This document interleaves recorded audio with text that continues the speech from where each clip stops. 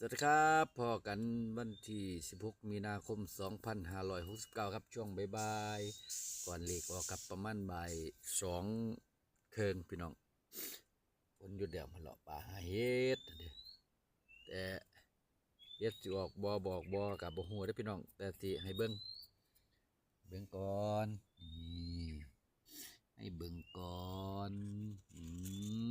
เห็ดอะไรเอ่ยเห็ดอะไรเอ่ยนี่คือเห็ดนิโกหรือเห็ดถ่านพี่น้องให้เบิ่งหลายบ่ได้ดอกครับป่ามันสิแตกเบิ่งซำนี่ล่ะสวัสดีครับพอกันวันที่16มีนาคม2569ครับช่วงบ่ายๆก่อนเลขออกครับประมาณบ่าย2เคิงพี่น้องฝนหยุดแล้วมาเลาะป่าหาเห็ดเด้อแต่เฮ็ดสิออกบ่บอกบ่กับบ่ฮู้เด้อพี่น้องแต่สิให้เบิ่